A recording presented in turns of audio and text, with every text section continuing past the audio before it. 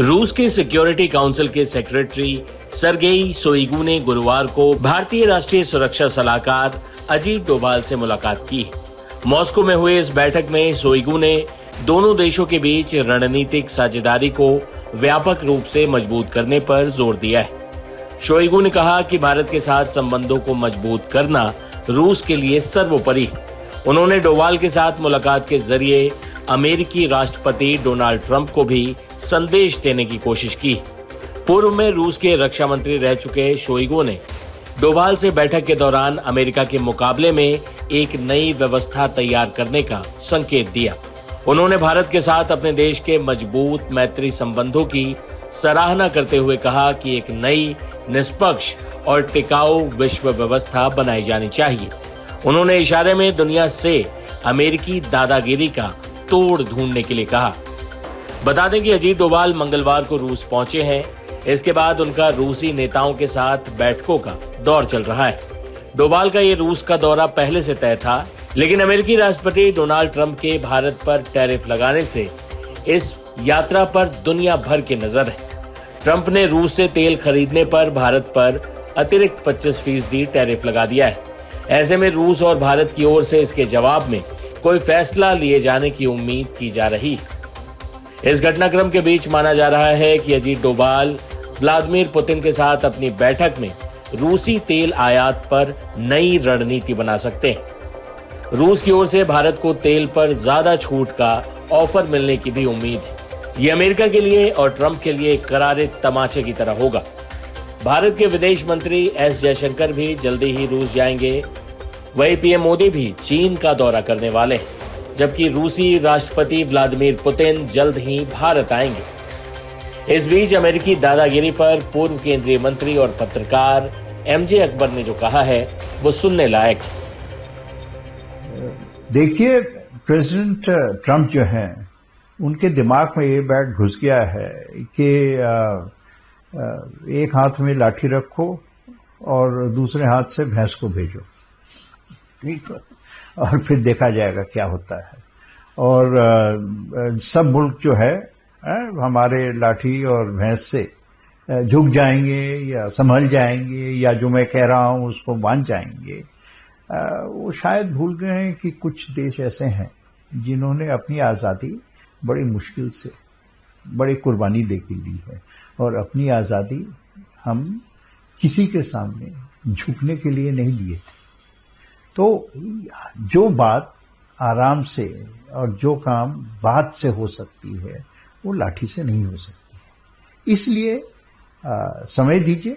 एक बहुत पुरानी कहावत है कि पॉलिटिक्स में एक हफ्ता बहुत लंबा होता है, तो अभी 20 दिन दीजिए। 20 दिन में क्या होता है? अभी हमारे एनएसए अजीत डोभाल जी आज रूस में हैं, वो पुतिन से बात करेंगे और उनका बात वो डोभाल जी आजकल हमारे प्रधानमंत्री मोदी के प्रिंसिपल क्राइसिस मैनेजर हैं, तो वो कुछ निश्चित कुछ एक रिएक्शन लेके आएंगे।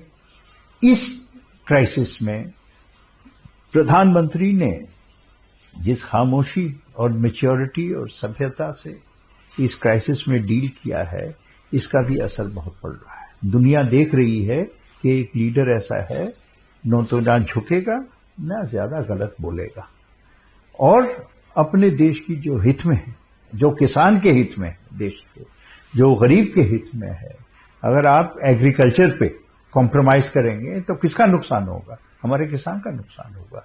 तो ये नहीं होने देंगे। तो विपक्ष तो कह रहा है कि डिप्लोमेसी फेल हो गई है, दोस्ती कहाँ गई मोदी जी की ट्रंप के साथ? विपक्ष का स्वाभाविक है। विपक्ष जो है, मोदी जी चाहे जो करें, मोदी जी जब गरीब कल्याण योजना करते हैं तब भी उसमें कुछ अच्छी बात उनको नजर नहीं आती है। विपक्ष अगर समझे कि डेमोक्रेसी में, जमहूरियत में जरूर आप सरकार के खिलाफ पॉलिटिकल लीजिए, सरकार को हरानी चाहिए, लेकिन जब देश के हित की बात आती है, जब ऑपरेशन सिंदूर की बात आती है, जब ऐसी ट्रेड टैरिफ क्राइसिस की बात आती है, तब देश को एक होना बहुत जरूरी है। और जब आप विपक्ष कहें, आप एक चीज याद रखें, आप सिर्फ विपक्ष के लीडर की बात करते हैं, विपक्ष का वोटर जो है इस मामले में मोदी जी के साथ है, अपने लीडर के साथ नहीं। आपको लगता है बीच का रास्ता जल्दी निकलेगा अमेरिका और भारत के बीच? 20 दिन बाद, 20 दिन देखिए, 27 तक तो है। देखिए बहुत कुछ हो सकता है। 2 दिन पहले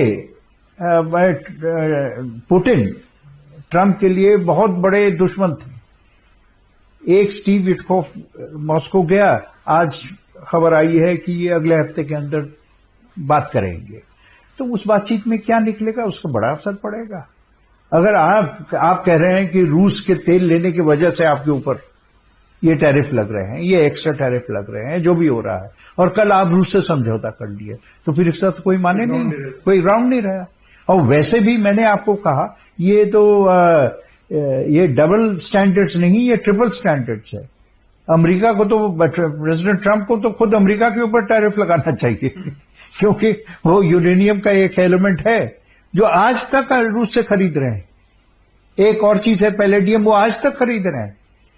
तो उनके लिए जो चाहिए वो खरीद सकते हैं, लेकिन दूसरे देशों चाहिए, हम तो भी अपने नीड के लिए कर रहे हैं, तो चाहिए तो हम नहीं कर सकते हैं। तो ये जो है ना, मैं कहते हैं वर्ल्ड ऑफ टू लॉज, ये नहीं चल सकता। आपने सर डिप्लोमेसी बहुत करीब से देखी है, भारत के लिए कितना बड़ी दिक्कत का विषय है इस समय? ये दिक्कतें आएंगी क्योंकि ये समय जो है, और इस समय ऑफ फ्लक्स एंड टर्बुलेंस, तो इसमें नेचुरली दिक्कतें आएंगी। लेकिन हम प्रधानमंत्री दिक्कतों को संभालने के लिए तो लीडरशिप बनाते हैं या देते हैं, और इस दिक्कत को जैसे प्रधानमंत्री मोदी ने संभाल रहे हैं, उसमें उनकी अपनी औकात तो बढ़ी रही है, लेकिन देश की जो दुनिया में इज्जत है, जो भारत की ताकत है, भारत के लोगों की ताकत है, उसका फिर से एहसास हो रहा है। और इसका मैं तो नाम देता हूं कि ये स्वदेशी फॉरेन पॉलिसी है। मैं आखिरी सवाल पूछता हूं सर, क्या हम लोग रशिया और चाइना के करीब आएंगे इन सारे मामलों के बाद, और क्या अमेरिका के साथ जो हमारे संबंध 20-30 साल से बेहतर हुए हैं, जैसा आपने अपने ओपनिंग रिमार्क्स में कहा, उसको काफी धक्का पहुंचा है? देखिए हमारा जो है, हम अमेरिका के साथ भी बहुत अच्छा रिश्ता रखना चाहते हैं, हम अमेरिका के साथ अच्छा ट्रेड करना चाहते हैं, लेकिन एक तरफा, एक वन वे स्ट्रीट पे कुछ नहीं चलता है, एक तरफा नहीं चलता है मामला। और वैसे भी हमारा रूस के साथ बहुत पुख्ता रिलेशनशिप है, चाहे जो कुछ को कह ले, और वो रहेगा। चीन के साथ ऊपर नीचे होता रहता है, लेकिन फिर चीन के साथ एक पिछले कई हफ्तों में फिर एक मोड़ आया है, जो पॉजिटिव मोड़। तो हम हर जगह जो है हमारी नीति जो है बहुत ही तरीके के साथ और बहुत ही सोच के साथ हर जगह आगे बढ़ रही है, जिसमें भारत की सरकार भारत के हित को एकदम अपना खंबा बना के आगे बढ़ रही है। Thank you sir, thank you for talking to us. Thank you very much. थोड़े से कटोरेज आप बना लो ताकि एडिट भी